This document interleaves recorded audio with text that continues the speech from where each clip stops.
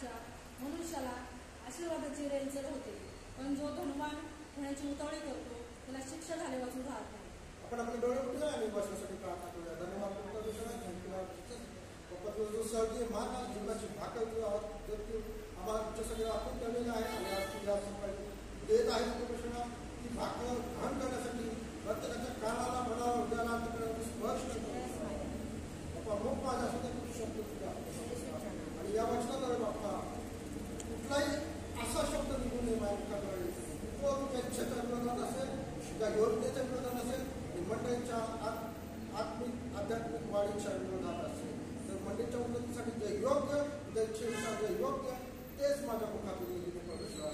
माझा राज सुद्धा पण तुझं नाव उठवलं आहे. बोर्डाला वचन सांगणार मी नाही, देवाचा आत्मा आहे. बाप्पा तुझ्या आत्माने काय शिकवते भारताने दासवर्षी कृष्णाच्या गोडपणे केली म्हणून ऐकून मान्य करून द्या. मला आणि आपण नीतिसूत्र पुस्तक 28वा अध्याय आणि 20वा वचन वाचलेलं आहे आणि ह्या वचनामध्ये म्हणलेलं आहे स्थिर मनाच्या मनुष्याला आशीर्वादाची वेळचे होते. आपण फक्त या पहिल्या भागावरती आपण मनन चिंतन करणार आहोत. Hallelujah, praise Lord. स्थिर मनाच्या मनुष्याला आशीर्वादाची वेळचे होते. हालेलुया, त्याच भागावरती आपण मनन चिंतन करणार आहोत. सर्वजण लक्ष द्या. थोडा वेळ होणार आहे 20-25 मिनिटं. आणि प्रियांनो, तुम्हाला माहित आहे देवाची ही वचनं आहेत ना, भरपूर आशीर्वादाची वचनं आहेत. भरपूर आशीर्वादाची वचनं तुम्हाला या बायबलमध्ये पाहायला मिळतील, वाचायला मिळतील. पण प्रत्येक आशीर्वाद मिळण्यासाठी ना काही ना काही गोष्ट परमेश्वर सांगत आहे. Hallelujah, praise Lord. फुकट काय मिळत नाही. देवाचे आशीर्वाद देखील फुकट मिळत नाही. सिस्टर एवढं धावत पळत आलं, प्रेज लॉर्ड. तुम्ही देखील लांब नाही आलं, त्याला काय तुम्ही पैसे खर्च केले असते, बरोबर केले ना? किती केले? मी तिकून अलीकडे चढून तिथं 10 दिले, मी तुला 10 दिले, पण दोघीला म्हणलं चल. हे आशीर्वाद तुमच्यासाठी आहे. ते आशीर्वादासाठी तुम्ही किंमत मोजलेली आहे. मागची सिस्टर किंमत मोजलेली असेल. काहीतरी चालत आलेले असतील. चालत आले हे फार मोठं कष्ट आहे, फार मोठी किंमत तुम्ही मोजलेली आहे. आणि एवढं उन्हाचं या वातावरणाचं चालत येणं दुसरं खूप कष्ट नाही. पैसा जास्त किंमत मोजलेली आहे, त्यामुळे तुम्हाला जास्त आशीर्वाद. आणि मला किंमत काम चालतोय तर तुम्ही प्रत्येक आशीर्वाद मिळवण्यासाठी काही ना काही किंमत मोजावी लागते. फुकट काही मिळत नाही. फुकट काही मिळत असेल ना तिथे फक्त हवा पाणी मिळतं. आणि ते पण आता दूषित झाले. तुम्ही जाऊ नये पुण्यात 1 तासाने मला खोकला यायला आणि दूषित झालेलं आहे. पाणी देखील जर तुम्ही बाहेरचं पिऊन बघा लगेच तुम्ही आजारी पडणार. जे फुकट आहे ना ते पण दूषित झालेलं आहे, प्रदूषित झालेलं आहे. आणि जर चांगली हवा चांगलं पाणी पाहिजे असेल तर त्याला पण किंमत बनलेलं आहे. तुम्हाला काय सांगायचं आहे, जे आशीर्वाद आहेत ना ते मिळवण्यासाठी काही ना काही तुम्हाला गोष्टी करणं गरजेचं आहे, काही ना काही किंमत करणं गरजेचं आहे. Praise Lord. आणि इथं आपण पहिला आता पुन्हा एकदा वाचूया वचन. स्थिर मनाच्या मनुष्याला आशीर्वादाची वेळचल होते. आशीर्वाद कुणाला पाहिजे? तुम्हाला पाहिजे. आणि आशीर्वादाची वेळचल म्हणजे काय? भरपूर. नुसतं आशीर्वाद म्हणणं नाही आहे. वेळचल म्हणजे काय? भरपूर आशीर्वाद. 1-2 नाही, काउंटेबल नाही, मेजरेबल नाही, त्याची गणना करता येत नाही, अशा आशीर्वादाला वेळचल म्हणता येईल. हालेलुया. अशा म्हणजे आता भरपूर पैसे असतील किती मोजता येणार नाही, मला म्हणता येईल भरपूर पैशाची वेळचल आहे. बरोबर, मुबलक पैसा आहे, काउंट करता येत नाही, मोजता येत नाही. हालेलुया. जे मोजता येत नाही त्याला आपण वेळचल म्हणू शकतो किंवा इतर शब्द वापरू शकतो. आणि आशीर्वादाची वेळचल हा शब्द इथे वापरलेला आहे, पण ती आशीर्वादाची वेळचल किंवा ते मुबलक आशीर्वाद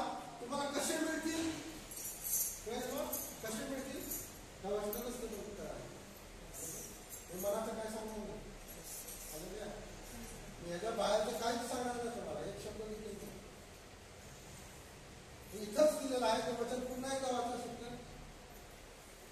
स्थिर मनाच्या मनुष्याला स्थिर मनाच्या मनुष्याला आशीर्वादाची रेलचेल होते. आशीर्वादाची रेलचेल होते. पण जो धनवान पुढचं नाही वाचलं. हाच मला करायचा आहे. तो प्रश्न पण त्याच्यातच आहे आणि उत्तर पण त्याच वचनामध्ये आहे. तुम्हाला आशीर्वादाचे रेलचेल पाहिजे, मुबलक आशीर्वाद पाहिजे, अनकाउंटेबल तुमचे आशीर्वादाची लिस्ट संपत नाही. कुणाला प्रार्थना करायला सांगितलं त्याचे 10 लिस्ट तयार असतात. आपल्याला 31 डिसेंबरच्या मधुराच्या प्रार्थनेमध्ये आपल्याला सांगितलं जातं तुमचे प्रार्थना काढवा घ्या. कुणाचे संपतच नाही. आता पान भरून जातं. प्रयत्न तुम्ही 5 लिहिलं, कोणी 10 लिहिलं, कोणी 15 लिहिलं, कोणी 20 लिहिलं. आलं ना? आपल्या मागण्या संपतच नाही. प्रयत्न आपल्याला हे आशीर्वाद पाहिजे, ते आशीर्वाद पाहिजे, हे पाहिजे, ते पाहिजे, नोकरी पाहिजे, पैसा पाहिजे. जे विवाहाच्या शोधात आहे, विवाहाच्या त्याच्यामध्ये आहे, पिरियडमध्ये आहे, त्यांना जोडीदार पाहिजे, त्यांना लग्न झालं पसंती पाहिजे, मला घर पाहिजे, मला गाडी पाहिजे, एक पाहिजे, भरपूर. आपली लिस्ट संपतच नाही. तर भरपूर आशीर्वाद पाहिजे. आपल्या जीवनामध्ये आशीर्वादाची रेलचेल पाहिजे, मुबलक आशीर्वाद पाहिजे. पण त्यासाठी काय असणं गरजेचं आहे? स्थिर मन असणं गरजेचं आहे. आमेन. आमेन. मी थोडी पार्श्वभूमीसाठी मी हे सर्व सांगितलं. आता आपण वचनाच्या मुख्य भागामध्ये आलेलो आहोत. स्थिर मनाच्या मनुष्याला आशीर्वादाची रेलचेल. मन माहिती दिसत नाही. मला दिसतं ना मन, मला दिसत नाही. पण बायबलमध्ये मनाचा, हृदयाचा, अंतःकरणाचा संदर्भ वेळोवेळी घेतलेला आहे. परमेश्वराच्या मनासारखा एक मनुष्य होता. त्याचं नाव आपण सांगू शकतो का?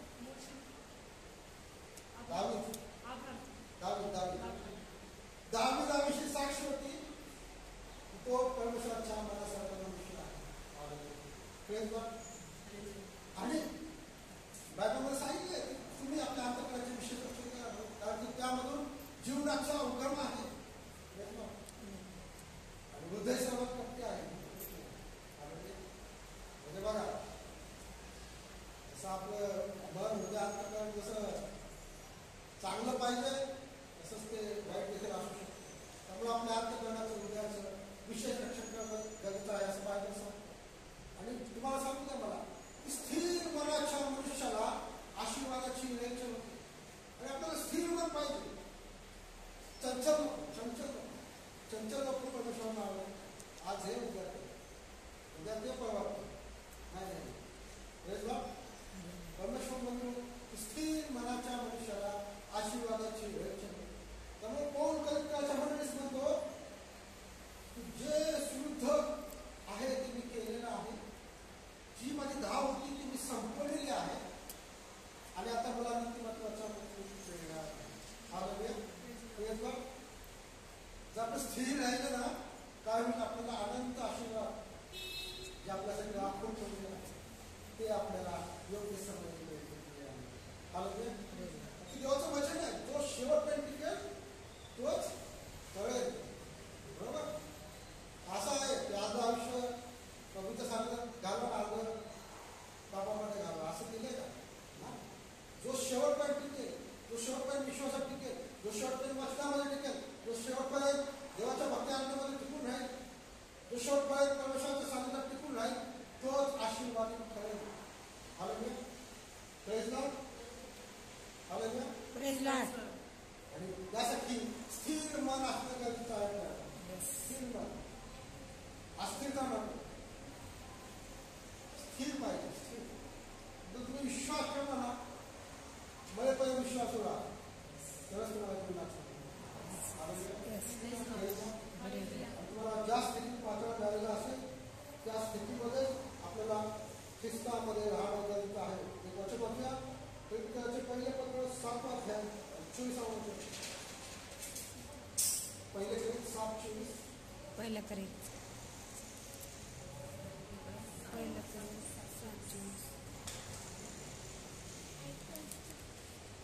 पहिलं करीत 7:24.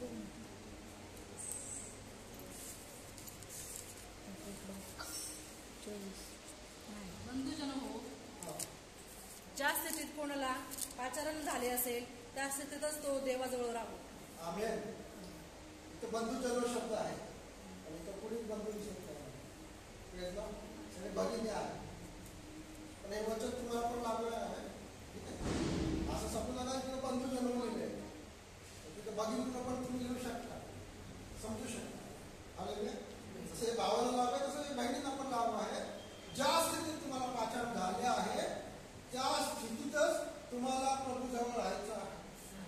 आता असं म्हणायचं नाही तुम्हाला आज पाचारण झालं, देवा मला बंगला आला, गाडी भेटली, तर तुम्ही तुझ्याजवळ राहील, तुम्ही जाईल. ज्या स्थितीत तुम्हाला पाचारण झालं त्या स्थितीतच तुम्हाला शेवटपर्यंत प्रभूजवळ राहणं गरजेचं आहे. विश्वासात राहणं गरजेचं आहे. हालेलुया. Praise God. हालेलुया. एक वचन होतं, कलसे काय असतं, विश्वास द्याय 6 वचन, कलसे 2:6. तुम्हाला काय सांगत आहे, म्हणजे तुम्हाला तुमच्यासाठी आशीर्वादाची वेळचे व्हावी अशी माझी इच्छा आहे. माझी नाही, परमेश्वर प्रेरणा देत आहे. तुम्हाला आशीर्वादाची निर्लक्ष असावी, आशीर्वादाची वेळची असावी आणि त्यासाठी तुम्हाला स्थिर मन प्राप्त व्हावं, त्यासाठी मी तुम्हाला वचनातून उत्तेजन देत आहे. कलेचे तर असतात दुसरा अध्याय 6 वचन.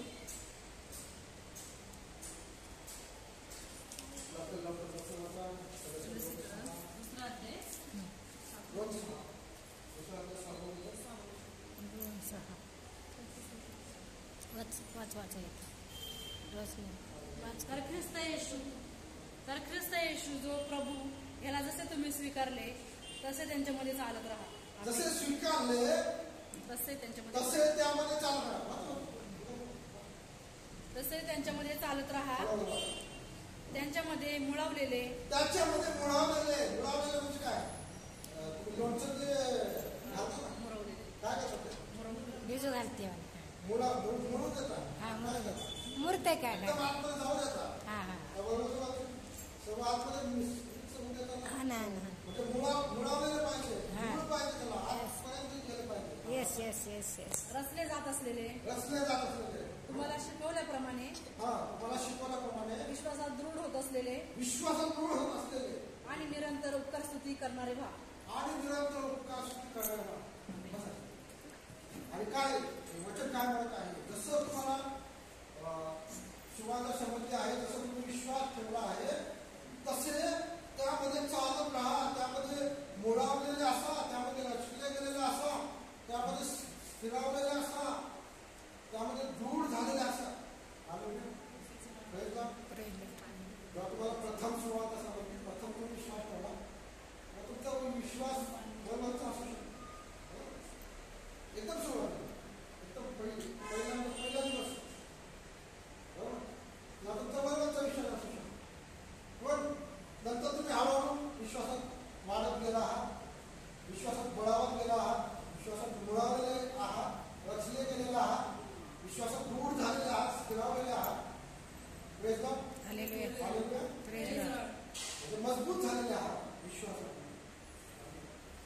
कदाचित तुम्ही विश्वास करण्यासाठी तुमचं एक आजारपण, तुम्हाला आजारपणामुळे तुम्ही कदाचित आलेला असाल, तिथं आले, प्रार्थना केली, म्हणजे आरोग्य होतो, आरोग्य मिळतं. पण आता तुमचा विश्वास त्या लेवलचा नाही आहे. आता तुमचा विश्वास ह्या लेवलचा आहे की प्रभू मला कुठलाही आजार आला तर तुम्हाला मदत करायची. प्रभू मी आजारी पडलं तरी चालेल, मी तुझ्यावरती विश्वास ठेवला आहे. ह्या लेवलचा विश्वास तुमचा आता असणार किंवा असेल. आहे ना विश्वास? येस येस कुठलाही आजार आला तर परमेश्वर येस. आणि आजार आला तरी चालेल, देवा धन्यवाद. आणि कोण एका वर्षामध्ये म्हटलेलं आहे, त्याच्या शरीरात एक काटा होता, त्यांनी प्रार्थना केली 3 वेळा की हा काटा पासून निघून जातो, तरी तो काटा निघून गेला नाही, तरी देखील तुम्ही परमेश्वर जर त्याला एकच वाक्य सांगितलं, माझी कृपा जीवनात तर शरीराचं भरून काढलं, काय नाव सांगणार त्या सर्वांसाठी देवाला धन्यवाद देतो. देवा अशा प्रकारातच देवाची सामर्थ्य, देवाची शक्ती पूर्ण भासते. आणि त्यामुळे विश्वासात वाढणं गरजेचं आहे. पहिलं कडे 13 वर्ष दिलेलं आहे. वाचा पहिले कडे 13 वर्ष. आपण जेव्हा सुरुवात केली ना तेव्हा आपण दूर केली. आता आपण जड अन्न खाल्लं, जड अन्न खायला पाहिजे. सारांश, विश्वास, आशा, प्रीती. 12. कारण हल्ली आपल्याला आरशात अस्पष्ट असे दिसते, परंतु नंतर आपण साक्षात पाहू. आता मला कळते ते अपूर्ण आहे, पण नंतर मला जसे पूर्णपणे ओळखण्यात आले आहे तसे मी पूर्णपणे ओळखी. सारांश, विश्वास, आशा, प्रीती हे तिन्ही टिकणारे आहेत, परंतु त्यात प्रीती श्रेष्ठ आहे. 11. मी मूल होतो तेव्हा मुलासारखा बोलत असे, मुलासारखी माझी बुद्धी असे, मुलासारखे माझे विचार असत. आता प्रौढ झाल्यावर मी पोरकटपणाच्या गोष्टी सोडून दिल्या आहेत. आपण आता प्रौढ झालेलो आहोत, तर आता जड अन्न खात आहोत. आपला विश्वास आता बुडावलेला आहे. आपण रूढ झालेलो आहोत, खेळावलेले आहोत. आता आपला विश्वास सुरुवातीस सारखं नाही की देवा फक्त मला आरोग्य दिलं तरच मी तुला बंद आहे, तरच मिळू शकतो. आता असा विश्वास नाही. आता आपला असा विश्वास आहे, देवा मला कुठलाही आजार असेल तरी तू मला मिळत असेल, किंवा मला कुठलाही आजार असेल मला जरी झालं नाही तरी देखील मी तुझी उपकार करेन. अशा लेवलचा विश्वास आता आपल्याला आलेला आहे. आपण मुळालेले आहोत, रस्ते गेलेले आहोत, आपण स्थिर झालेलो आहोत विश्वासामध्ये. हे फार महत्वाचं आहे. हे जे वचन तुम्हाला सांगत आहे ना, वचन देखील स्वर्गात स्थिर आहे. जगात सुटते खूप नमस्ते देवाचे वचन सर्व काळजी. या वचनाद्वारे मला सांगण्याचं जीवन आहे, वचनाद्वारे सर्व आशीर्वाद आहे, आणि या वचनाद्वारे तुमचा न्याय मिळाला माझा करणारा.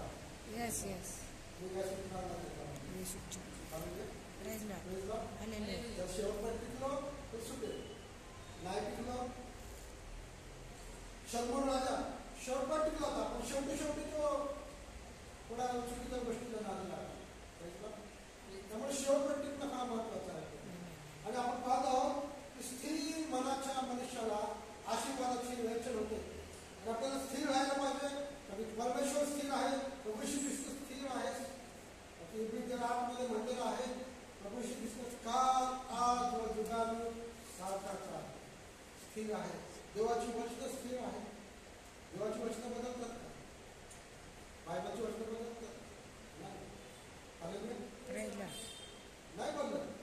वर्षानुवर्ष स्थिर आहे. बायबल हे एका दिवसात एका लेखकाने लिहिलं नाही. हजारो वर्षामध्ये 40 लेखकांनी पवित्र आत्म्याच्या प्रेरणेने हे बायबलमध्ये वचनं लिहिलेली आहे. आणि सर्व काळ स्थिर आहे. ही वचनं बदलणार नाही. या वचनाच्या आधारे तुमचा न्याय निवाडा होणार आहे.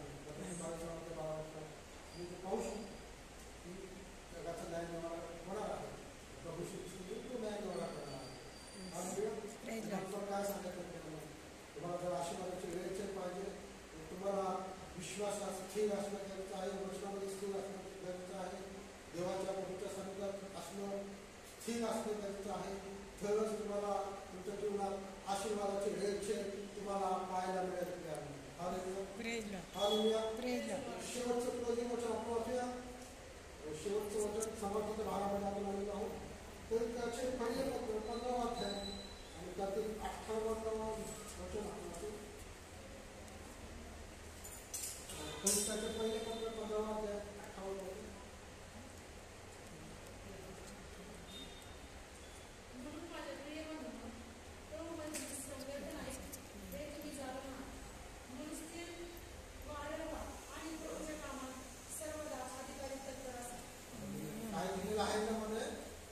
प्रभूमध्ये तुमचे शब्द